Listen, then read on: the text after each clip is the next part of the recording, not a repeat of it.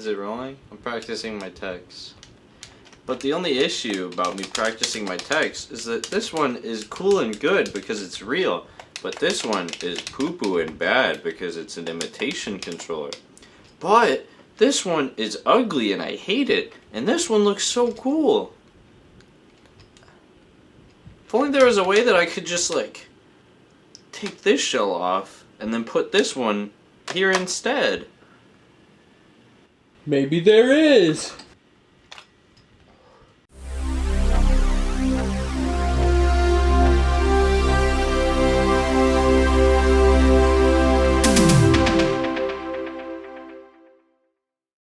Yep, so we are going to be doing a shell swap. So it doesn't really matter which controller you go ahead and open up first, but you are going to need to go ahead and open them both up. The official Nintendo controller, you are going to need a tri-wing screwdriver, okay? You may not even have one lying around. You may have to buy a set just for this project. But the third-party controller just needs a nice little Phillips head. To get this off, you are going to need to remove 6 screws, and they all are right here.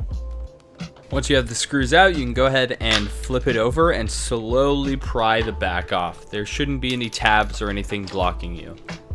Now, you may be able to hear just from this clip, but unfortunately the third-party controller doesn't have very high quality components inside compared to the first party, which is why we're swapping everything in the first place. Now, I'll go ahead and open up the first party controller so you can see it side by side with the third party. To open it up, the screws are pretty much the same deal as with the third party, but obviously you're going to need to use your tri-wing screwdriver instead. Then you can go ahead and just lift the back off of this, and you can already see a huge difference in how the components look. You can just hear the difference in how much better the triggers are. You don't even have to feel them. You know just by hearing that in the video that you definitely want to use the first party. And then if we go ahead and look at the other side of the shell, you can see the first party still looks a lot better than the third party. Like, the rumble looks way cleaner, the PCB seems way nicer. They even have a cable tie going around so you can just harness it in, which does help quite a bit whenever reassembling this. Now, everything just kind of sits in this shell. It isn't really harnessed in, or there aren't any pull tabs or anything. So you can kind of just lift up the board and you'll have your analog sticks still attached to it. And that'll leave the pads and the loose buttons as well.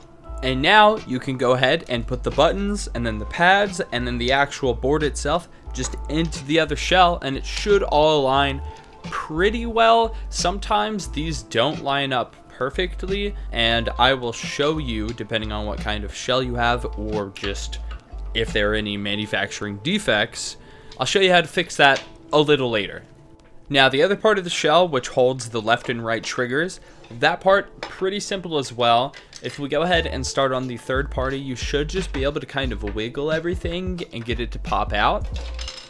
But the first party is super similar to it, except it's actually screwed in. So you'll need to remove these screws, and you can actually put those screws back into the third party and tighten them. Just be really careful depending on what type of shell you're using or what all's been done to it.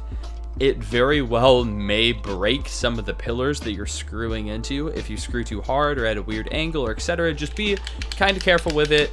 Okay, so now it's time to put the final touches on it. So depending on what kind of shell you have, you may go ahead and put the back onto the front of the shell and try to align them and push them down. And you're either going to not have any issues at all, have a little bit of issues, or just like totally does not fit. And I'll go ahead and go over some solutions to that. Okay, so to get this to fit, you are probably going to have to remove some plastic bits / prongs or whatever from this controller.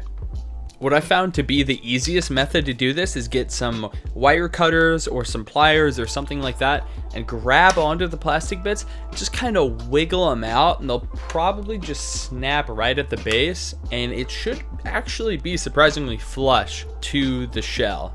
So hopefully you can tell from this shot, but there was a spot at the top right, 2 in the middle, then a long bar in the middle, and then there were actually 3 little prongs at the bottom that you can't really see that I ended up just removing.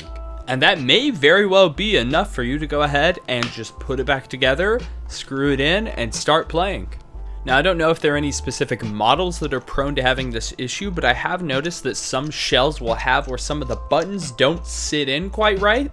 And to fix this, you're probably going to have to do a little bit of sanding and finagling with it to get it to actually fit flush and feel well. So I think I pretty much covered it all.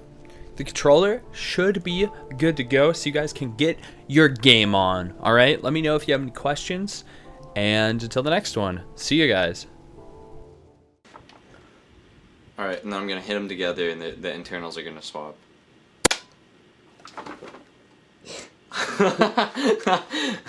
You can't tell, that's the... I'm waiting for my bird's name.